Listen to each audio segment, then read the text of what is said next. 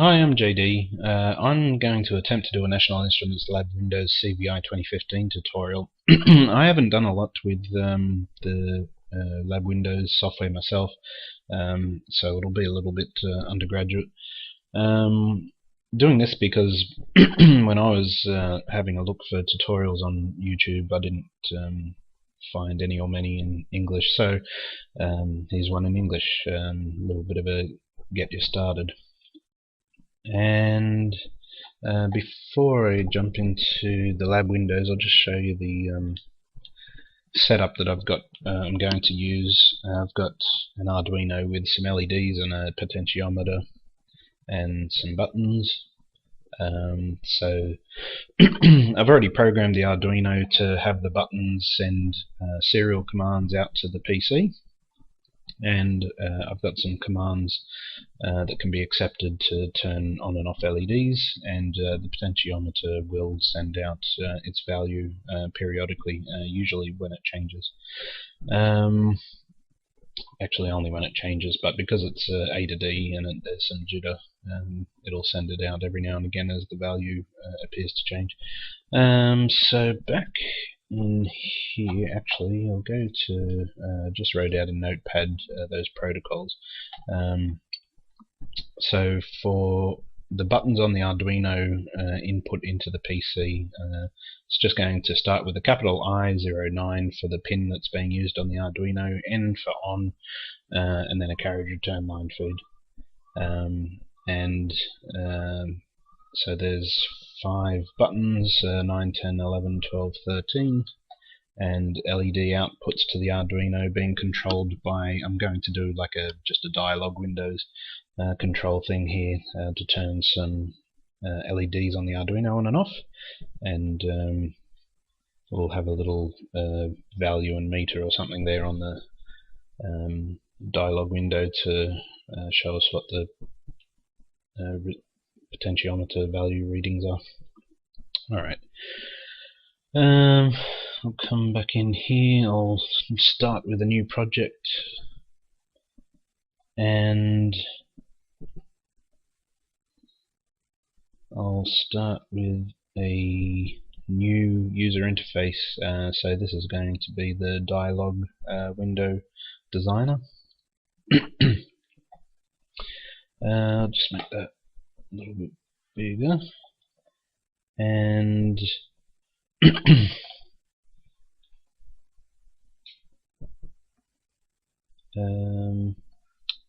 there'll be a code window because I haven't got it up there yet, but we'll be switching between the design and the code.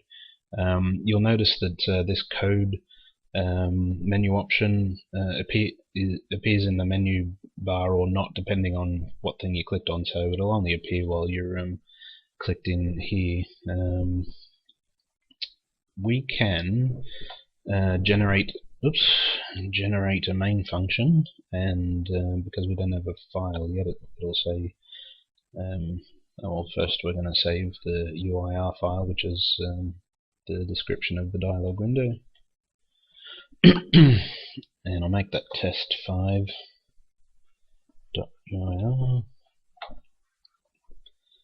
To insert the generated code, a target file must be specified. Do you want to specify a target file now? I do, because I haven't done it yet. If you've already done it, you'd choose a file there. The name of our panel, we'll just call it panel. Obviously, if you're going to have different panels, you'd give them different names. So there's our main, and I'll save all. I'll save this as test5 main.c. Okay, and I'll compile. Got to save the project. I'll call it test5.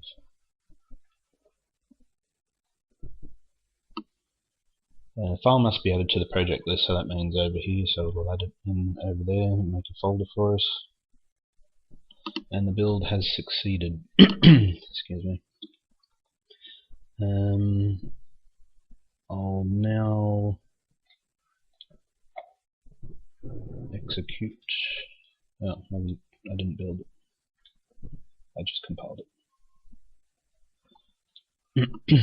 Now I'll execute it. You'll see here that I can't actually close it. I'll have to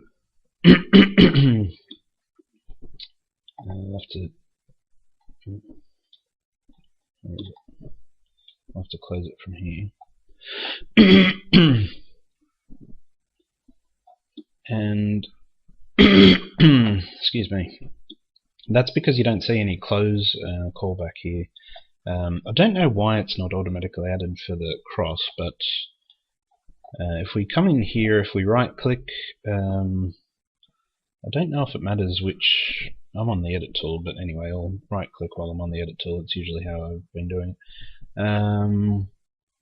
If we come down to custom controls, you'll see there's a quit button. There's also an OK, but I'm going to use quit. And you'll notice that when we put the quit button here, so if I highlight it on quit in the attributes, for the quit button, the callback function is called quit callback. Excuse me.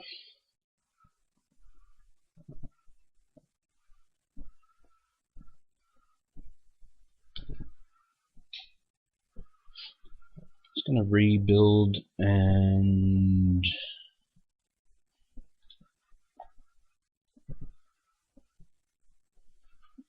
try to run, and you'll see that it says that quit callback for the button. It's for the button event, it's connected to a function called quit callback, but it doesn't exist. So I'll terminate that. What we can do while we're in here is go up to code and generate all callbacks. It's a bit funny how this is done, but do all callbacks, and you'll see that now the quit callback is in here, and the button pressed mask is called event commit. So whatever code you want to run when the quit button is pressed will get run from here. So there's nothing in here at the moment. So if I come back to build, rebuild, and execute, the quit button's there, but it's not actually doing anything. So I'm going to have to terminate that again. The down here is some sort of help and stuff for a bunch of libraries that you can use for LabWindows. I'm looking for a function called quit user interface. Okay, so under this heading here of user interface management, there's some functions that you can call. If I right click and go to function help, sometimes you'll get an example. Okay, so quit user interface, and you can give a return code to whatever the caller was.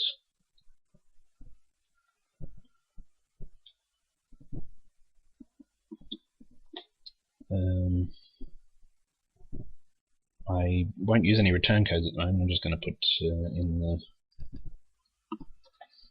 Just copy that, and I'll just make my return 0. Right.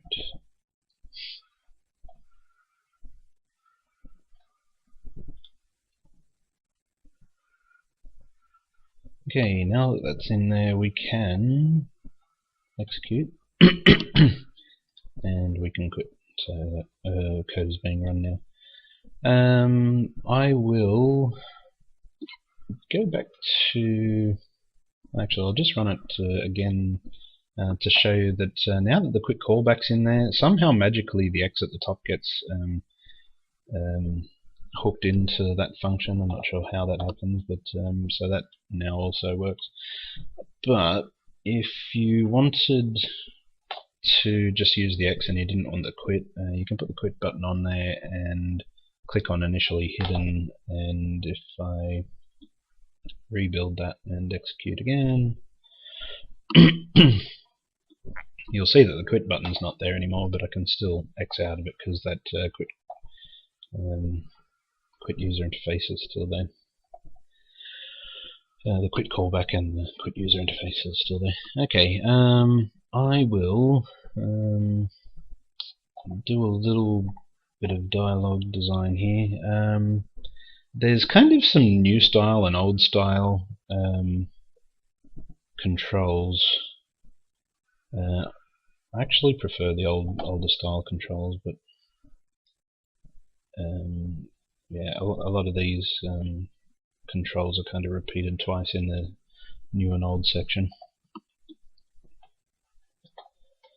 I'll make a box for the serial control and a box for buttons to turn on and off the LEDs, and I really hate the snaps on this. Maybe you can change the resolution of the snaps, but it kind of screws up window design the way it is. I think our last panel is probably going to be a little bit bigger.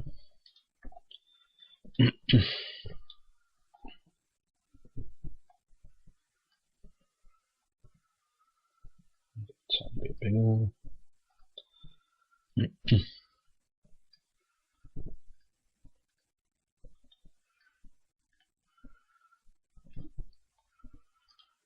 Okay, I'll probably come back and resize them. I won't worry about aligning stuff too much at the moment either.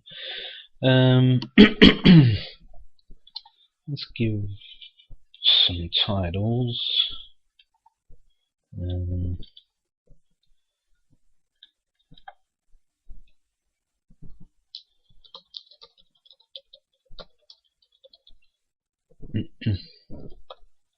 Oops. Serial COM port control.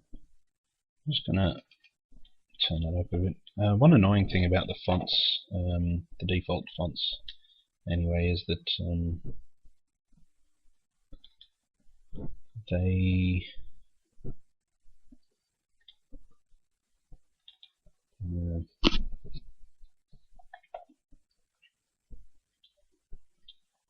they're not Unicode.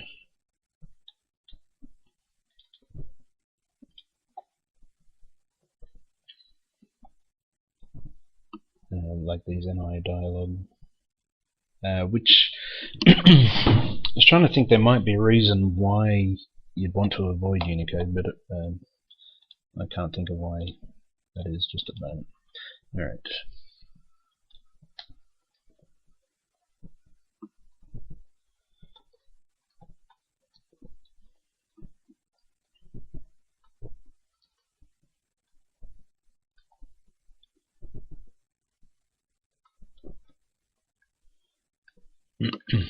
This one here will make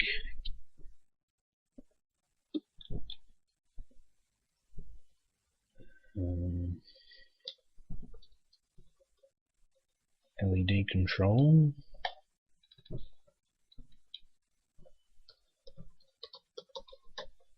Button status. And this one will be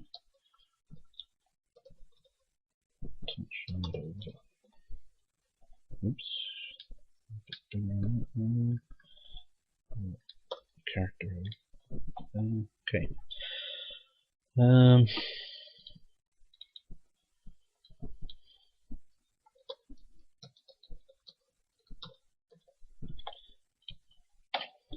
And actually,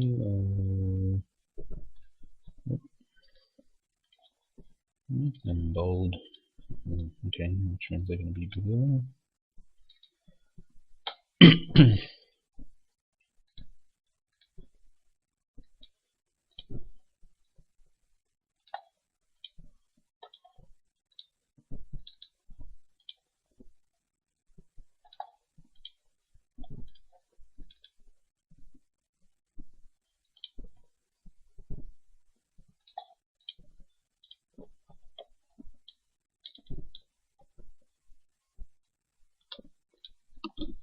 Okay.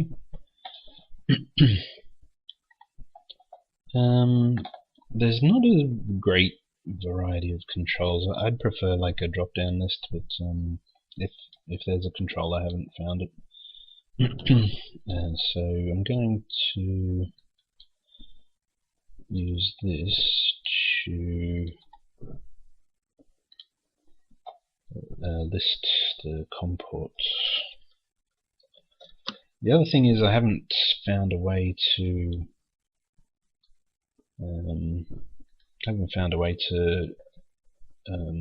request a list of the existing COM ports on the PC and just enumerate them. So instead, what you're kind of forced to do here,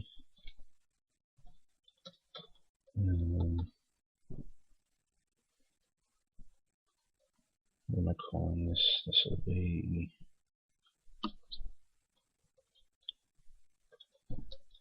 COM port list.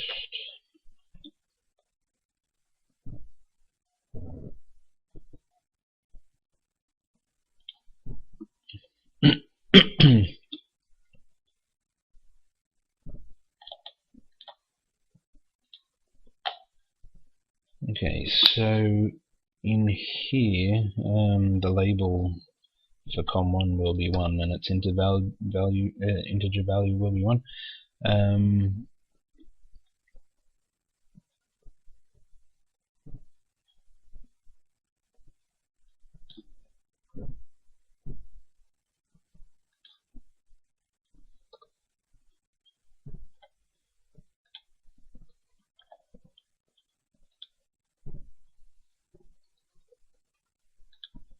So COM2 will be 2, COM3 will be 3,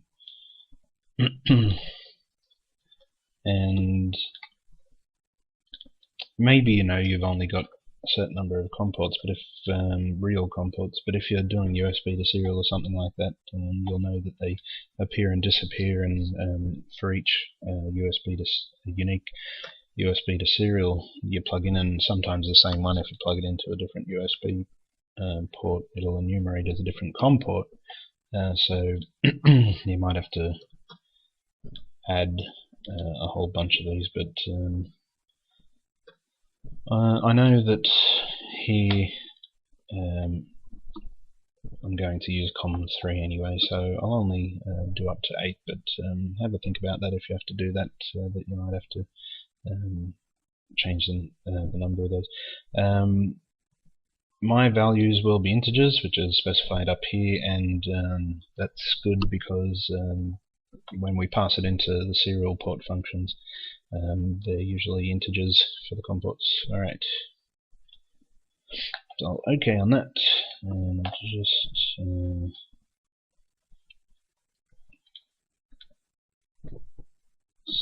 center the text a little bit. And I guess if we're only doing 8, maybe the window doesn't have to be quite so big.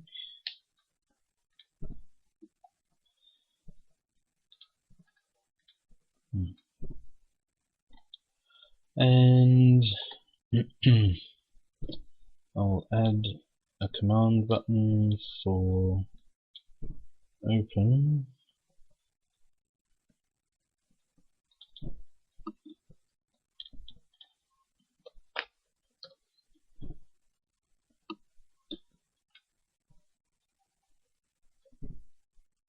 And I'll make a callback function for when this button is pressed on open COM port pressed.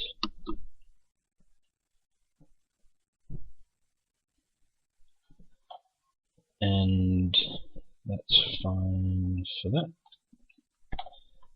Just copy paste that, put it down here, open that up, and just change that to on close COM port pressed, and I'll make this one initially dimmed, so this will be initially disabled. I don't know why they call it dimmed, but it just means disabled. But disabled, but still visible. Okay. I'll also add to the bottom of this I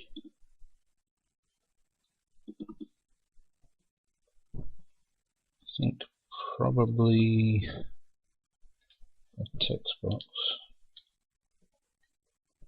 Oops.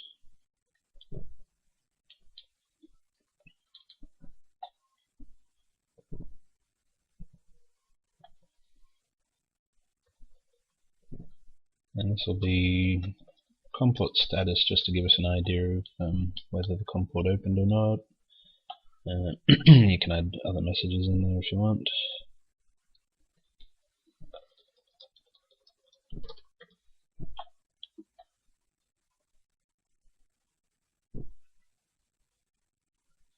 But also maybe not here, maybe over in the other attributes box. I'll just okay that, but over in the attributes box there should be an option here somewhere for no edit text, so I'll click on that. And also there might be,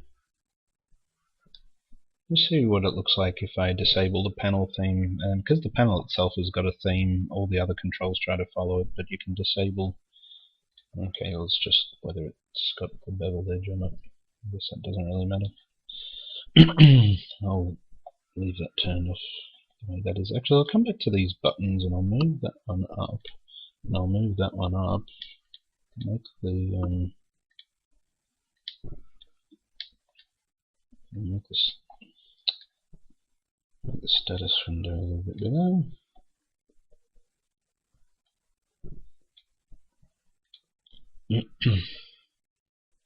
And I'll disable the panel theme for these because I prefer the beveled or 3D looking buttons.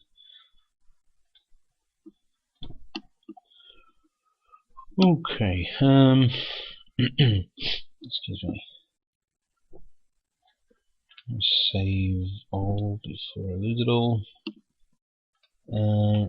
The LED control will be not command buttons, we'll use the toggle buttons. And first of all, I'll disable the panel theme, and we'll call, let's change the label first, just as a reminder, LEDs are 22 to 30 every second one, 22 to 30, so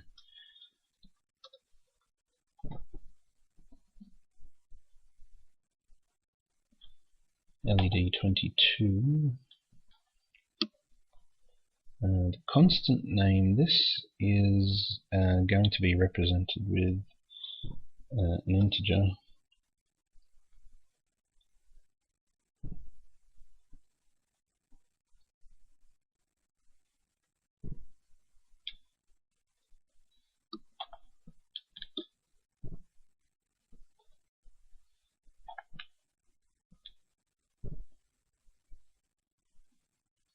And the callback function I'll make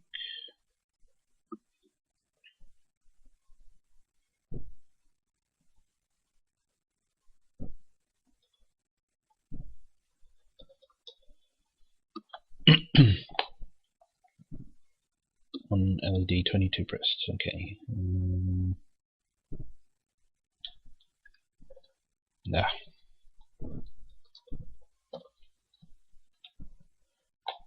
Okay.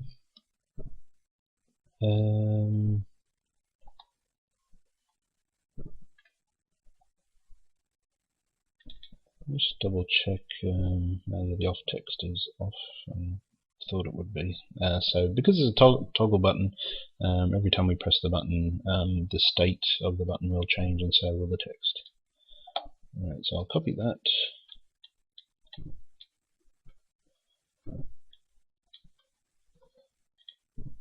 Uh, 22, 24, 26, 28, and 30, so we'll have to change all of those. 24,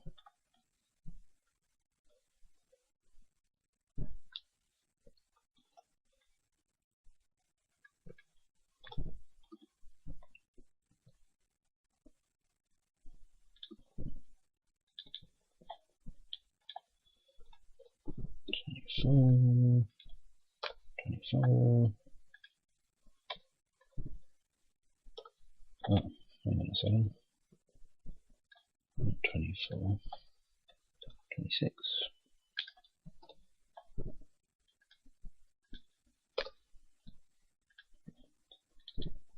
And this one's 28.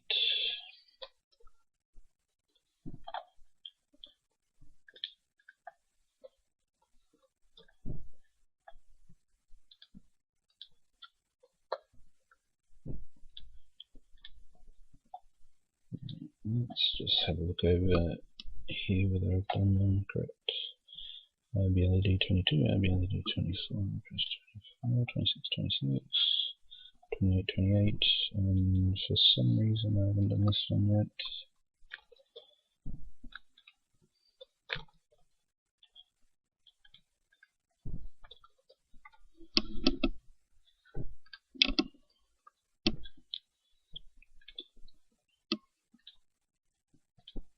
Thirty, 28, 26, 24, 22. Okay.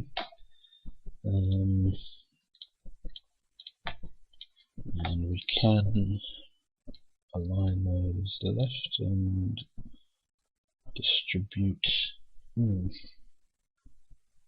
Distribute by center. Okay, that looks alright. In here, there's some couple of indicator controls, so that's useful for indicating the button status. The buttons are 9 to 13.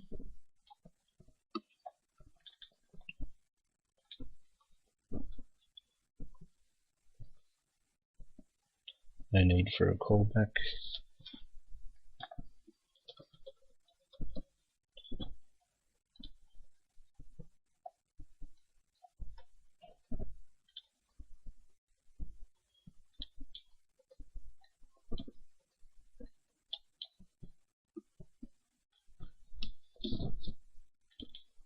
And this, oops, I didn't click on it. So this one's 10.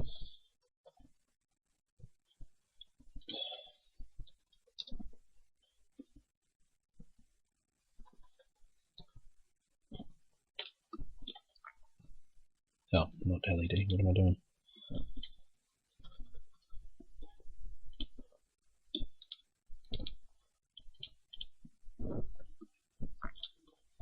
Button 9, 10.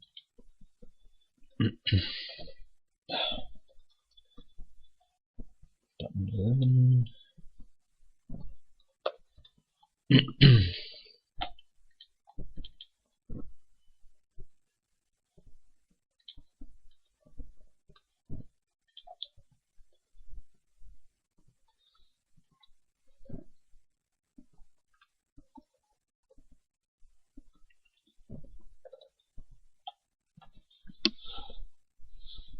ILED 12. That doesn't need a column.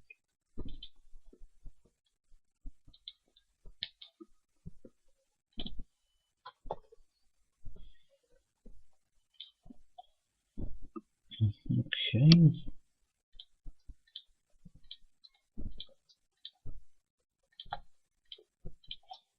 And I'll just quickly align them left and distribute from the center. Okay. For the potentiometer value, I'll show a couple of different things we can do. So I'll make one of these just simple numeric text box. Well, numeric box. This one can be a pointer slide, and this one can be yeah, I'll make this one a meter.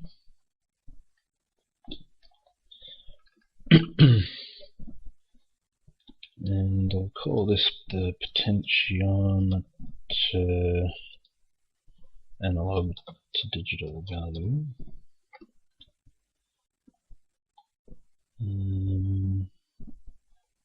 constant name. This one I'll make an integer, so okay.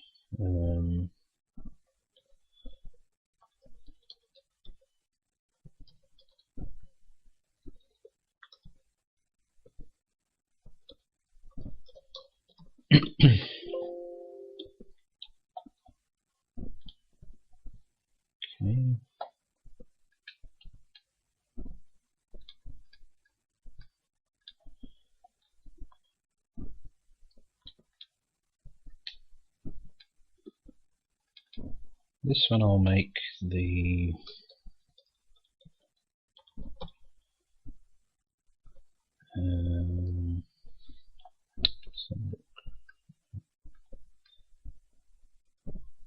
sorry, just thinking.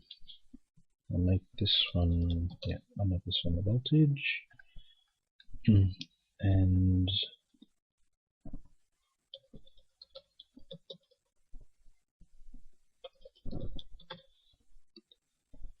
the data type I'm going to make a float. Range value will be from 0 to 5 volts, and leave the increment in 0.1.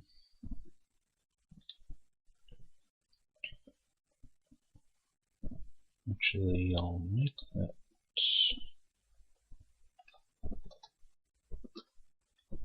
0.01.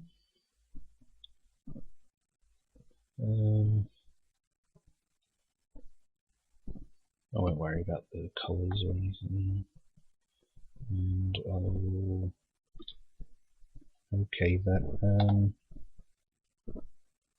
I think this one, because it's a pointer slider, I'll come back to that in a second. I'll just do this one.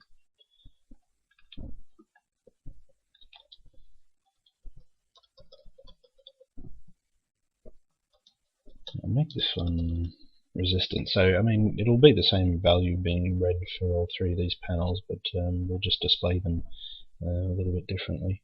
And I'll make this one a float as well. And minimum will be 0, maximum will be 100k, 100,000. And I'll make that increment 0.01 as well.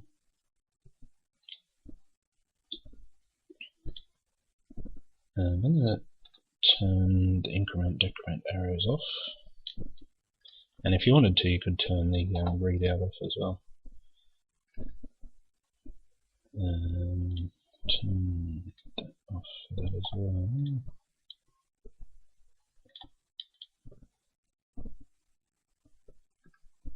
Same with this one.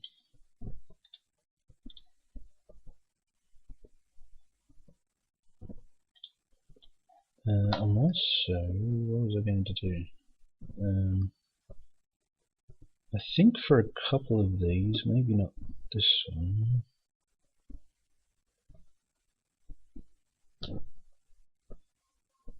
Okay, no edit texts, just so you can't try to enter anything in the box. It's not what it's for, it's just for showing you the value, not you typing anything in. Don't know if there's...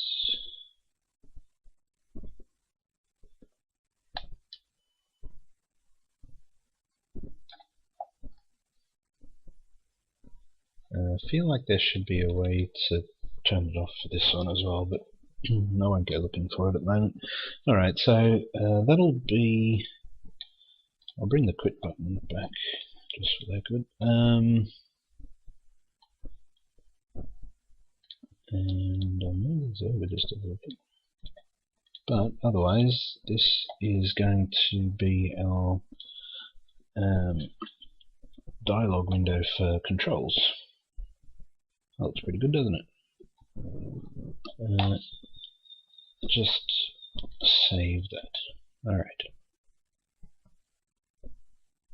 So that'll be the end of the first part. I'm not sure if I'll break it up into 2 or 3, but have a look out for the other videos. Cheers.